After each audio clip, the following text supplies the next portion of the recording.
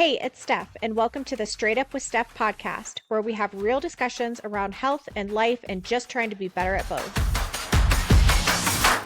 Hello, and welcome back to another episode of Straight Up With Steph. I'm Steph, your host, and today I'm honored to be interviewing Rachel Wall. Rachel Wall is a dental hygienist, entrepreneur. She started her own business. She has a team of dental hygienists working with her now, and they all help dental offices elevate their hygiene services. I was at a conference a couple years ago when I was very new starting my business, and someone pointed her out to me. They're like, you need to talk with her. Of course I didn't. I wish that I did. And I saw her about a year later at another conference speaking. She is an awesome speaker. If you ever have a chance to hear her speak, I highly recommend it. Today, we had a whole list of things that we were going to talk about today, but she was inspired because of a conversation she had just had. And so we kind of took the conversation in a different direction.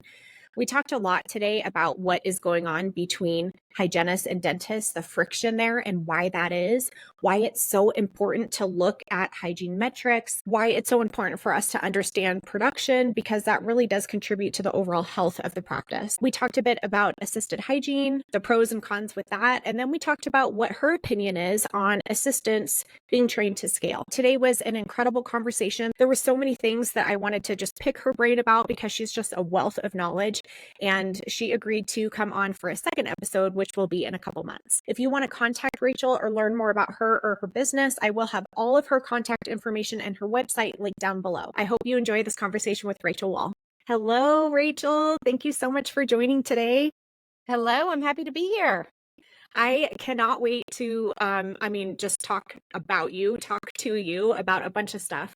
I remember I saw you, that you don't know this actually, but I saw you a couple years ago at the DEO conference, Oh, and someone who I was with was like, that is someone you need to talk to, because I was pretty new. Yeah. And I was just like, okay. And then I saw you again a little bit later at the Hinman, and we chatted a little bit then, but I Yep. don't know if it's life or what, but I just haven't had a chance to talk to you. So here we are.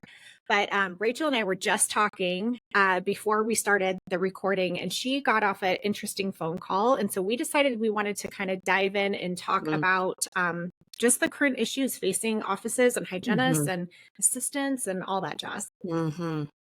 Yeah. So what was that conversation like? Well, it's really been a lot of conversations, I will say, in the last few months about this. So, we'll back up. Not that we really need to, because I think everybody knows what we're talking about here, right? But I think before the pandemic, where there were these industry standards that have been around for a long time, and a lot of times hygienists, in my experience, were not aware of some of the business metrics that the hygiene departments were being measured by practice owners, by dental CPAs and things like that, right? So that's one of the things that we do when I speak is it sometimes is a little bit touchy or uncomfortable, but I think it's my responsibility to say, hey, hygiene teams, like this is one way that your dental practice is measuring the success of the hygiene department, and that is this production compared to compensation. And so everything happened with the pandemic. I think that there were definitely some instances before where the hygiene wages had not seen the necessary increase that they should have based on the value that's being delivered. And then 100%. I just want to interject. I remember when I was in school, this was a minute ago, like 16 years ago, but they told us in school, it is not common for hygienists to get raises. Don't expect a raise. And I just remember it was that seed that was planted that early. And I was like, why? I don't get it. Anyway, go ahead. Okay, that's interesting. I have never heard that. I will tell you that in my multiple clinical positions, as I was growing Inspired Hygiene, I understood that it was my responsibility. There was never anything said that you will never have an hourly raise, but I saw there was an opportunity, and I just took it on myself that it was my responsibility to be in charge of getting, an increase in my wage. And I was okay with that because I saw there was a clear path of how I could contribute to that.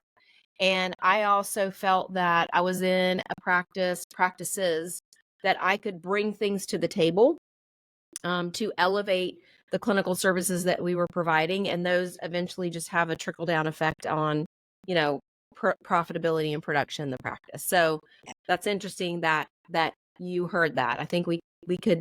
I think there's a very different message that's being delivered right now from what I have heard. I have not heard that personally, so I'll just say that. So then the pandemic happens, and then we have this huge supply and demand issue. And that, in my opinion, is what has driven hygiene wages up significantly over the last 3 to 4 years. And I felt like we kind of settled in, things kind of settled in maybe in like 2022, early 2023. And now I feel like this year, there's a whole nother layer of this, I'll say, conflict, for lack of a better Yeah, term. that's a good word for it. Yeah, that's happening between practice owners and hygienists, and it's probably happening with other roles in the practice too. I'm just not as familiar, with that as I am with what's happening with hygiene. I feel like it's, especially this year, I completely agree with you. And I feel like it's going to hit a tipping point, or maybe we're already there, or it's going to hit some kind of critical mass where Yes. like things are going to change exponentially, and we're probably not going to be prepared for it. Yes, I would say that that is true. And I think we're leading to that. And it may take a year or two to get there. But what I have observed over the years, and specifically the last few years, is that, in the vast majority of the states in the U.S., the hygienists are still, the licensing and the capabilities and all of that are still held under the dental board. Okay. Yeah. And the vast majority of dental practices are owned by dentists. And so business owners are going to find a solution, and that solution may not include hygienists in different capacities. And I think that we are seeing that with more associates that are being hired that are doing hygiene and restorative treatment, right? They can do same day treatment and it's very seamless. There are multiple states that are either have legislation on the table to expand the duties of dental assistants to include supragingival scaling, or they're considering that. That has been something that has been a buzz for, I would say, at least the last year and a half, probably longer than that. Just, that's when it came to my knowledge. Yeah.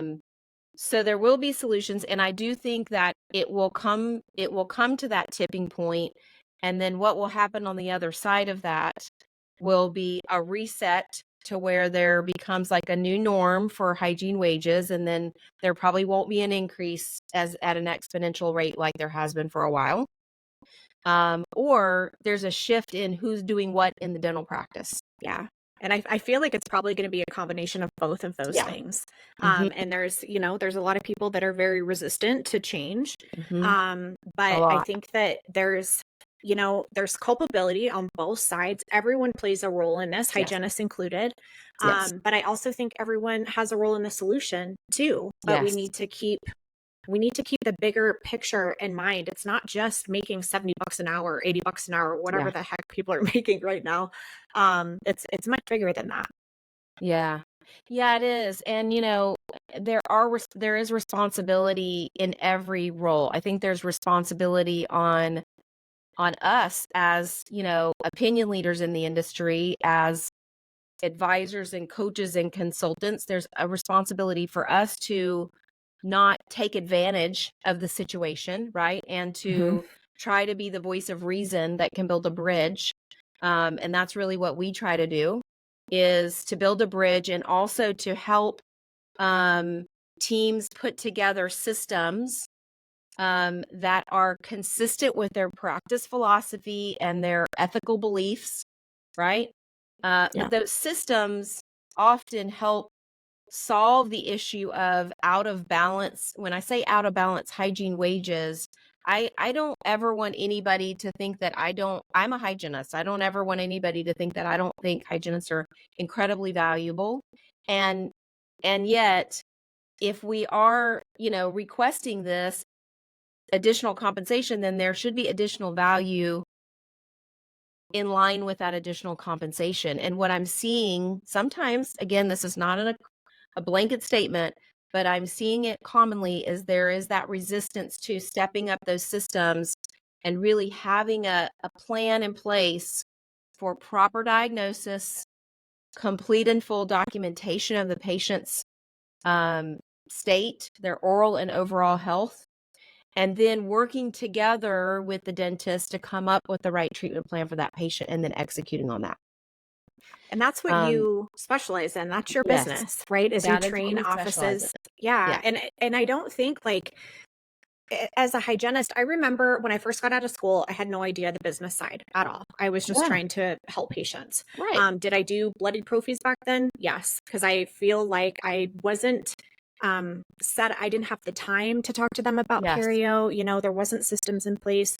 And then I started learning about production, and I was a little resistant. I was like, I feel like I mean, the thing that comes to mind is a used car salesman. You know, I felt not that I felt that way, but I felt like the patient was going to think of me that way. Yeah. But then once I got training, I was like, oh my God, this totally makes sense. And Right. I hear a lot of hygienists wanting autonomy and they want independence. And if that's the case, we need to start looking at the hygiene department like a business within the Exactly. business. And there's nothing wrong with that. You know, it's nothing wrong with treating perio like we should be treating it.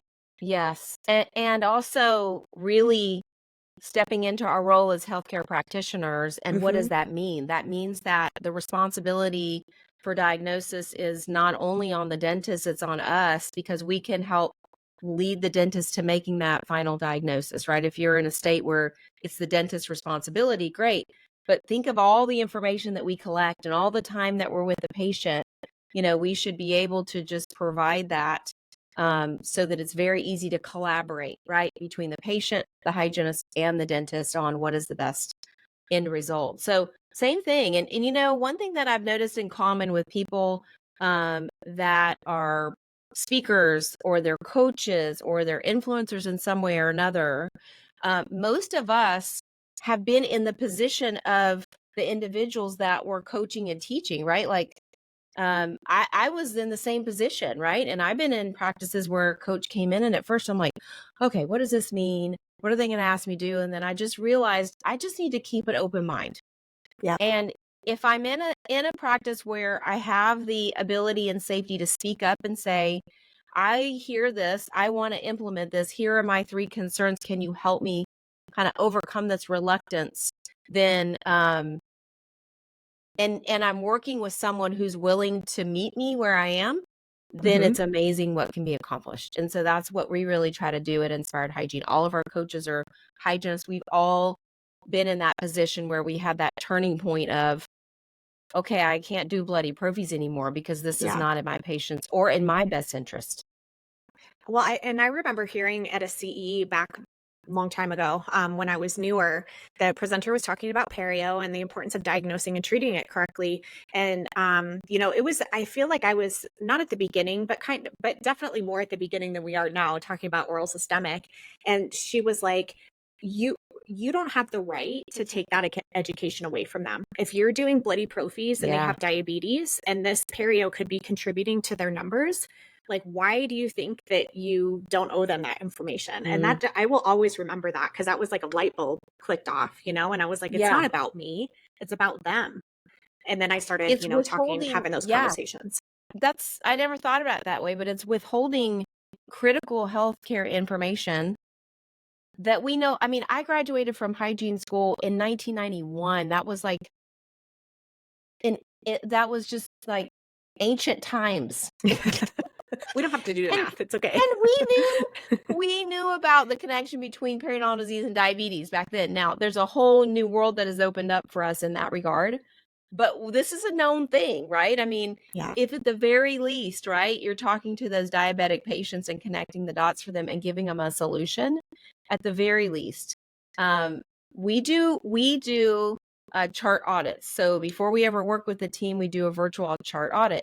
And I mean, I was looking at one yesterday and the team was doing a fabulous job with making sure all of the pocket depths were recorded, right? But there was no bleeding recorded. And there were, you know, only like 10% of the medical histories had been updated in the last 2 years. And we were like, oh my God, that's awful. But really, if everybody were to audit their own charts, you would find some areas where things could be refined and you could create some consistent systems between everyone on your team. Because here's the good news is over 20 years of doing this as a coach, I have maybe encountered one practice that I feel like was knowingly neglecting patients. So it's not happening on purpose, right? People aren't purposely neglecting. It's just because we've been in a stressful time the last few years, right? Let's just be honest. And a lot of us are doing the best we can. And so that's where having an outside ear to come in and say, let us help you make this easier and come up with some consistency between all of the team members, not just the hygienists, but everybody being supportive of what the hygienists are doing so that the patients can get the best care. It does require stepping out of your comfort zone to look at where you can elevate value in hygiene. And it does require maybe having some different conversations with patients, but it's worth it. And in the long run, it's going to be more fulfilling and it's going to be make your job easier and the patients are going to get what they need. Well, I feel like everything that you're doing with your company, by the way, I love that you're a hygienist. Everyone you employ is hygienist, because having that like relatability with someone that you're trying to coach is huge. I find that too with Yes. ergonomics. I've been there, like I've made all these Yeah. mistakes and it just makes it that much more powerful, I Mhm. guess. But when it comes to implementing these new systems, I would imagine some of the resistance you get is maybe discomfort talking about finances, maybe patients not getting the pro-fee cleaning that they want at that appointment and us not wanting to disappoint them, and time. Yep. Time has been a big thing. I still practice, and it's like there's more and more and more things added to our appointment, not except minutes. We don't get extra minutes for that, so that can be hard. So how do you navigate those objections? So I think it's kind of handling them one at a time, right? And there's so much to talk about now because there's so much technology, there's so many adjunctive services, there's so much that we can do for patients that it's overwhelming. And so sometimes it's like, okay, I'm just going to shut down. I'm going to do the bite wings and the prophy, and then I got to get to the next patient. And I have experienced that clinically myself as well. Me too. Yeah. So I do think that there is a need to triage and to really look at, okay, what are the priorities today? And I think that is something that's important for practice owners to recognize. I mean, they don't necessarily go in and, do every crown and filling on the same day, right? True. Yeah. Nor do they necessarily talk about every single issue every single time. It's too much. Yeah. Yeah. So there is a need to triage and to come up with an agreement, right, with a team of like, okay, here are our standards of care. If we're expecting everybody to have an airway screening, an oral cancer screening, a blood pressure screening, a perio screening, a caries risk screening, like that's a lot of screenings, right? Let's be honest. And documenting all that too. Yeah. Yeah. Maybe they get that once a year or even once every 18 months. We know we've covered all the bases, right? And so how are we, depending on what it is that you offer in your practice, how do we kind of map that out throughout the course of that patient's experience with us in that time period? And it's not an easy thing to do, but I think it is realistic.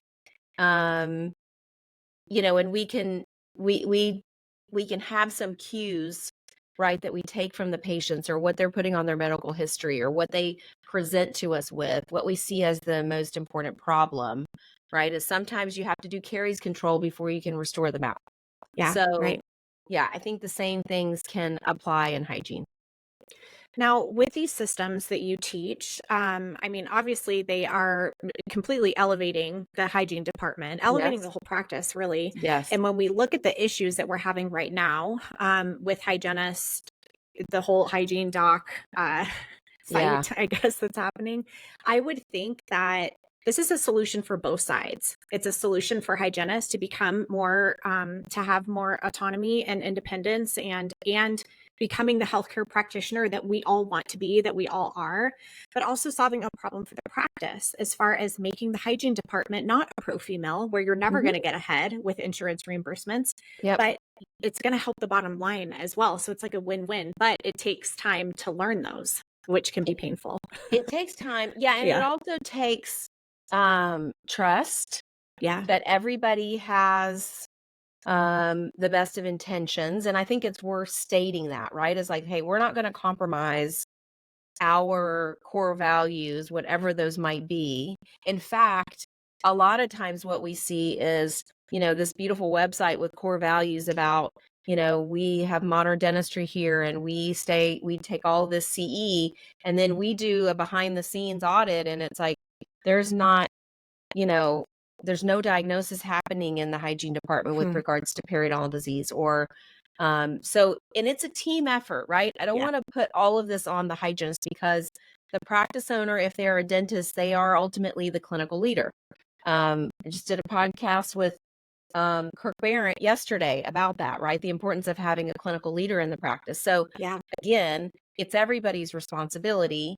I think the hygienist role really is just to say, okay, I promised, when I became a hygienist, to continually elevate my skills so I can provide the best care possible. And so is there something here that for me to learn, or a different way for me to present this to the patient that's going to be a win for the patient, the providers, and the practice? And I think a lot of times it's just taking a step back. And being curious, right? And open-minded, and having someone come in who can say, hey, here's what I'm seeing, and here's where I see there's opportunity, and not in a like, this is not what you're doing right. We don't ever want to approach it that way. It's like, here's how we see you could be elevated to the next level. Because the other tipping point, the other way of addressing this is saying, okay, hygienist, that, you're asking for $70 an hour. The only way to make that make sense financially for the business is to see more patients. Yeah. And then accelerated hygiene, which it can then, be great, but it can be terrible. That's right. And so, we try not to use the term accelerated. Oh, okay. Is that a bad word? Because that's never accepted really well. And I don't really want to do faster hygiene either. But if you can work as a team, it can work. I've done that as well, right? And if you have an assistant who is dedicated to the hygiene department and they really become partners, it can be a beautiful thing. And that is one solution. But again, business owners will find a solution. I've been thinking about this too a lot, is we all come to this with our own perception because of our own personal experience. And I watch, these business owners I see the hygienists and their struggles, and I see the business owners and their struggles. And what I notice is, and this might ruffle a few feathers, but if I'm a hygienist and I decide I'm going to move to another practice and I'm going to leave, right? I can move to the new practice, start my new book of business with these patients and build relationships and all that. But what's left in this other practice are all those patients that now don't have a provider. Yeah. And the dentist, the practice owner, is responsible for every one of those patients. They're responsible for making the payment on that building, right? That houses the place that all those patients are cared for. They're then responsible for training another provider. So it's a little bit easier for the team member to walk away and relocate than it is for the business owner. Like, they can't just do that. There's all this unwinding. Just think about, even if they want to move to a different state, right? Let's say, I know dentists that have moved to different states because their child needed, specific types of care. And they've got to either sell their practice and start over from scratch somewhere, or they've got to find associates or partners to try to transit. It's a lot. Like, what do you think? Because we talked about, do you prefer assisted hygiene? Is that assisted more hygiene, PC? team hygiene. Yep. Okay. I got to remember not accelerated, because you're right. That's kind of it's got a bad tone to it. It does. So I do, and I've been on both sides. I have been with an assistant that I'm like, if she knew how to scale, she would be way better than me at this, Yeah. And then I've worked with people who worked at the front desk, and all of a sudden they're a hygiene assistant, and I'm like, I can't, this is terrible. But what do you think about the I'm just hearing more and more about different training programs or Mhm. legislation to allow assistants to take on some of the hygiene duties. And I would just Mhm. love to hear your opinion on that because that's very, it's very hot right now. Mhm. And we're actually developing a assisted hygiene online course. We call it a boot camp, right? And Okay. we're going to be releasing that in the beginning of 2025. So keep an eye out for that. If you guys By the are, way, I just yeah, want to say you have so many resources on your website, and I'm going we to put that in do. the show notes. But like, I mean, stuff for free that people didn't even have to Yes. pay for. Yes. But just, anyways, definitely check out the website. But go ahead. Yeah. And if you go and you grab one of those free resources, so if you go to our website and go to resource guide, there's a whole drop down. And then, we do ask that you share your name and your email address, but then we can keep in touch with you and we don't spam, but then you'll know when we have these resources available. So, okay, assistance. So, I mean, I think you probably know what my first reaction was. My first reaction was like, are you kidding me? Right. Like, yeah. Right.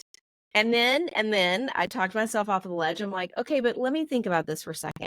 We're still seeing practices that are booking out patients for 4 and 6 months. Like they can't even get a new patient in for 3 months. They can't get a scaling route planning in for 3 or 4 months. That's not in anybody's best interest. Yeah.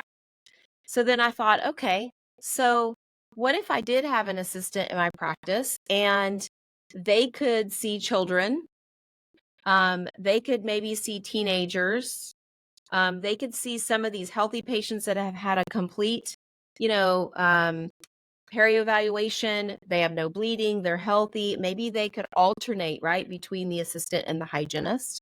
But it might give me the opportunity then to really look at, okay, so what can I do? How can I work at the very top of my license now that I have a little bit of breathing room and space in the schedule? Now, what that requires is space in the practice, right? In the physical space for that assistant to be able to do that work. But it could be that we work in an assisted hygiene model out of two ops and they're seeing the children and taking radiographs. And then I'm seeing the more, difficult patients and the therapy and just, again, working more at the top of my license. And we could be a really amazing team. I mean, I don't really understand.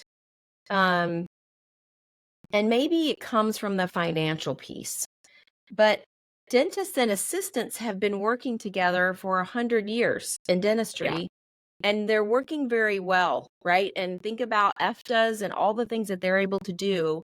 And when the dentist really trains and trusts that dental assistant, like they can just do so much together. So the same thing can be true with hygienists and assistants.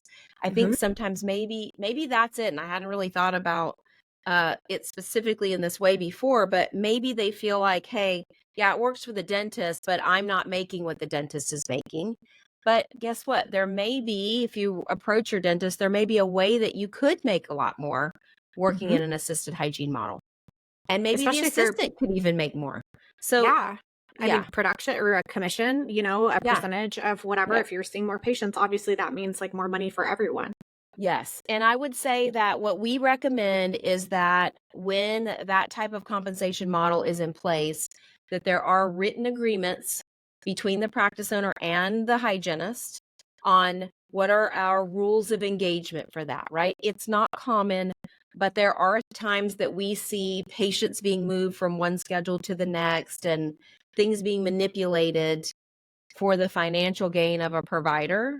And those things just need to be stated up front. Like here's what we will do, here's what we will not do, in this particular model. But yeah, I mean, there are some hygienists and assistants that do very well in that model.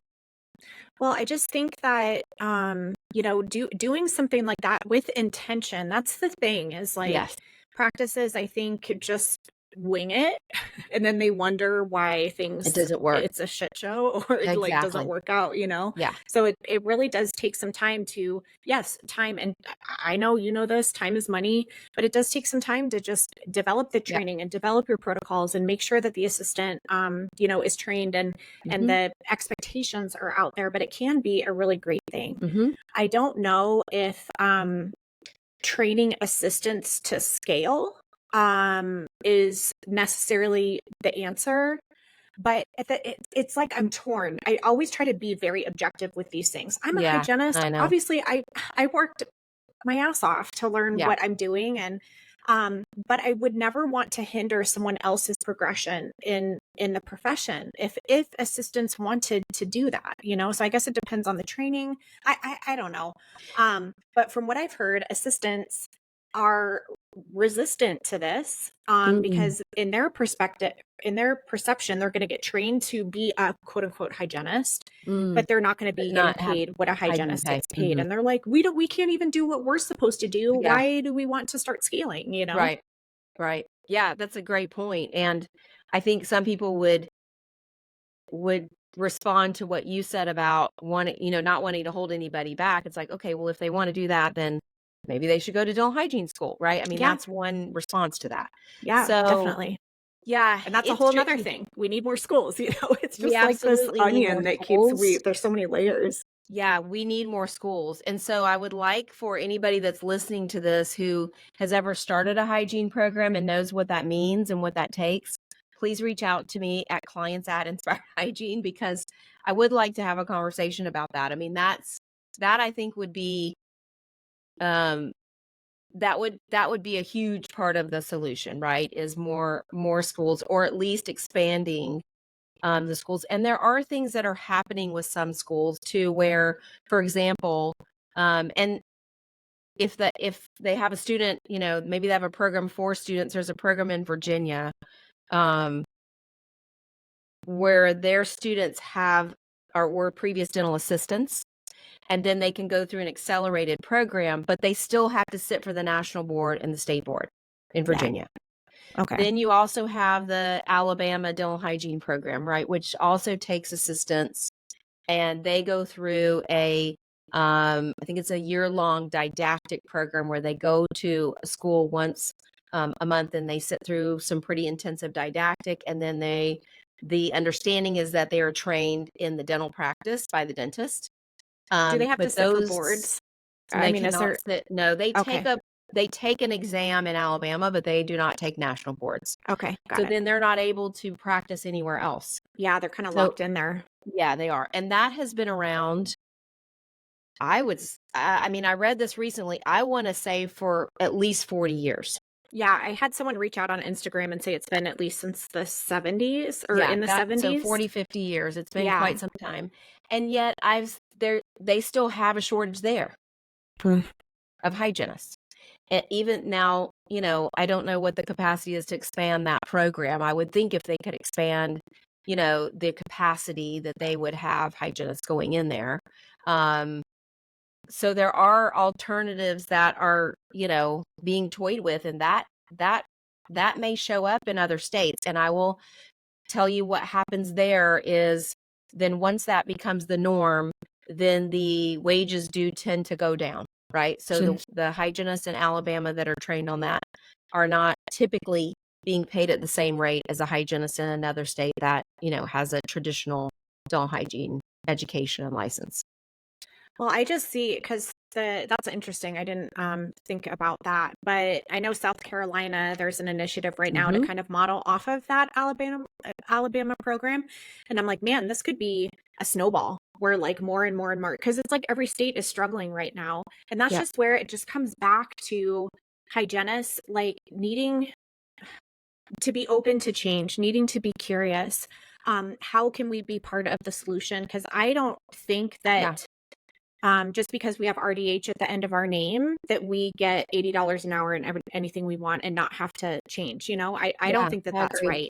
right. But we have to be part of it too. If you want to protect your profession, you have to protect your profession. You know, we have to do different things. And part of that is each of us individually being a great representation of our profession. And it does come from being willing to adopt, new solutions, new systems, new verbiage, new services, right? Being open to that. Being open to having a healthy relationship with, the practice owner and our team, and really nurturing that, because there will be solutions to this issue, and we want to have some say in those solutions. And a lot of times we feel like we don't have any say because we're not the ones making the rules, right? In most Yeah. states.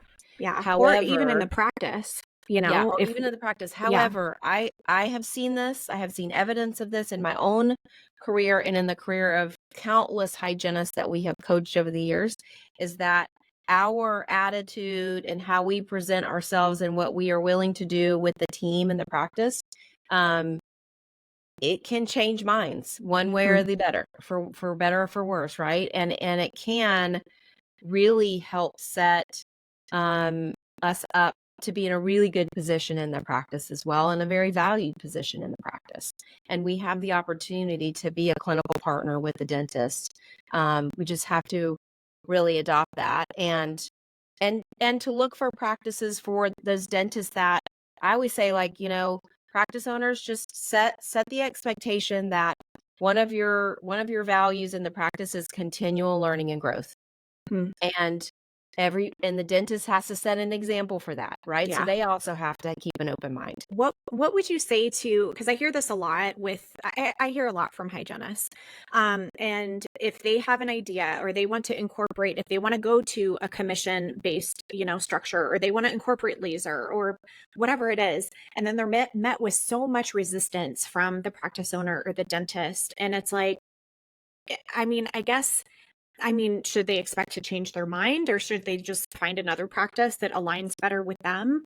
Yeah, that's a good question. So I would say, think about how it's being presented, right? So it might be something like, okay, so I understand that what I'm requesting, as far as compensation, is exceeding what you feel like is sustainable for the practice. And so would you be open to talking about a way that we could make it work for all parties? For me, for the practice, for the patients. And I would be willing to take a risk, right?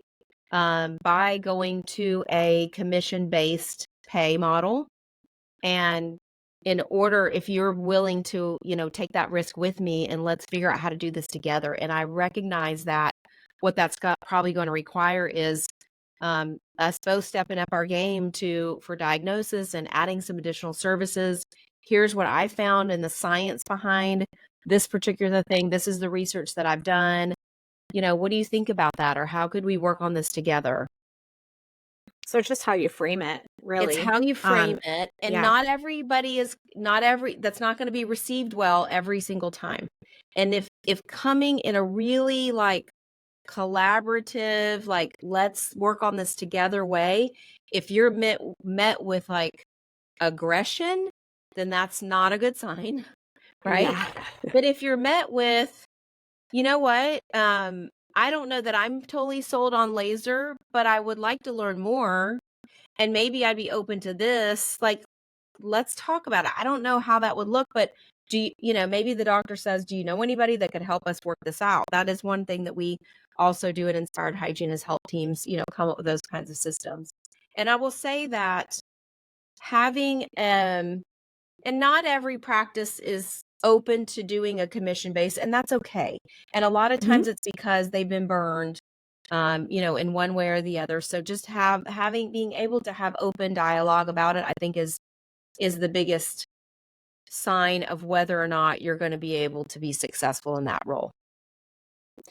So, God, you're just like a wealth of knowledge. I wish we could talk for like 3 more hours. Do it again. But if someone, yes, I would love to. But if someone, like, do you get approached mainly from dental like practice owners, or is it hygienists wanting the practice owner to listen to you and bring you in? Like, how does that Yeah, work? I would say it is primarily the practice owner, but yes, we Okay. do have hygienists sometimes that reach out to us and say, I would actually really like for my practice owner to engage with you all. How do I talk to them about that?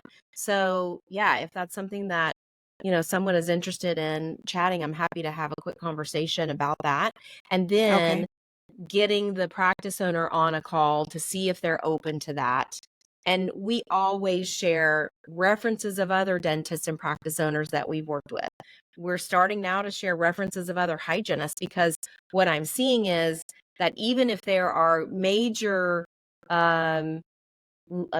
lack of systems that's affecting patient care and creating risk for the hygienist, by the way, too, right? Undiagnosed treatment isn't only held, the dentist isn't the only one held to that responsibility. The hygienists are as well. And when we're seeing that there are major gaps there, sometimes dentists are afraid to make a decision to address that, because they're afraid that it's going to create tension with their hygienist, and they don't want to do anything to lose their hygienist. So most of the practice owners that we talk to, they want to have a good relationship. They want to create an environment where the hygienist can really thrive. It's just opening those lines of communication sometimes is tough. Both What ways. have you seen, like, after you've done, work, or after, I guess, done, I don't even know if you're ever done with a client, but once you put them through the training and stuff, what have you seen? Like, have you seen a positive effect on the hygienist as far as autonomy, I don't know, self-esteem, like job satisfaction after? Yes. Okay. I would imagine so. 100%. And I would say, don't take my word for it. On our website, under client, I think it says client success, there are a number of videos there of hygienists, of office managers, of dentists, just sharing their experience working with Inspired Hygiene. We also have almost 300 five-star Google reviews, and they're not all from dentists. We don't work with that many dentists in a year. They're from team members as well. So yeah, that is typically what we see. And here's the thing, I will say that a lot of those hygienists start out reluctant about it, right? They're like, I don't know about this. I'm not so sure. But we give them the opportunity to share that. What are you nervous about? What are you hesitant about? Like, let's just hear it so that we can all work on that together. And all of our coaches are super supportive and, help you get out of the comfort zone, right? Because if we don't get out of our comfort zone, then we end up going back and doing the same thing that we've always done. So it does require some of that. It requires some mindset shift about who we are in our role. But once they start seeing that patients respond to that, and they start seeing patients get healthier, and they start seeing some results, and they're like, man, I feel really good about who I am as a hygienist and the impact that I have the opportunity to make. Yeah. Well, and that's just going to carry over. It's not just work, it's personal life too. And That's you're going to very have true. more. Yeah, you just learn so much of the skills that I learned like through trainings at work and seminars and conferences, like carried over to my personal life as well, Yeah, So, for sure. Yeah, I think that's awesome. Yeah, for sure. And you're speaking too. I know you speak a lot. And I would imagine probably the majority of people that take your course, because I'm motivated right now just listening to you. So I would imagine that people in your lectures are feeling the same way. So do you have any like big lectures that are coming up, or maybe at the beginning of the year? Yeah. So we, myself and Jennifer Stedman, who is our director of operations, also a hygienist, and Emmy Sanders, one of our coaches, we're all speaking at ADOM, which is coming up just this in September, of 2024. And then I'm speaking at Chicago Midwinter in 2025. And then my schedule is not as busy as it usually is, because I have a senior in high school this year. So Oh my gosh. so I am trying to make sure I'm there for all of the things. And but yeah, we love to speak to particularly dental study clubs where they bring their team in, they bring the hygienists, they can learn together. And so we find that that's really impactful, because when they learn together, then they can implement together, right? And so would love to hear, anybody that has a study club where the hygienists and the dentists are coming together, would love to, hear about any of those opportunities as well, to be able to share. And that's such a good opportunity too for them to like sample, Rachel, Yeah, exactly. like in your program and stuff. Exactly. I think that's awesome. Yes. Yeah. Well, thank you so much for joining today. It's so funny. I have like literally this list of questions, and maybe next time we can get to some of them. But I thought this was such a good conversation considering everything that's happening right now. Thanks, Stephanie, so if people for want being willing to have that conversation. Oh yeah, no, I'm all about controversial conversations and just being Okay. honest and it is uncomfortable, Yeah, but and like going through your program probably is uncomfortable too, but that's where we grow and that's where we learn. that's So right. that's kind of where I live Yep. now is just Me discomfort too. constantly. Constant. I know. Um, I so how know. can people reach you? I will put your website down below, but any other like email, social media? Yeah, follow us on social media. We're on, LinkedIn, Facebook, Instagram. Message us at clients at Inspired Hygiene, and we just would love to hear from everybody and see how we can help. Awesome. Well, thank you so much for joining. Thank you for everything that you're doing for Pleasure. not just hygienists, but like everyone. Thank you. Thank And you as yeah, we'll well. definitely have to get another episode on the books with you. Sounds good. Okay, thanks, Thanks, Rachel. Stephanie.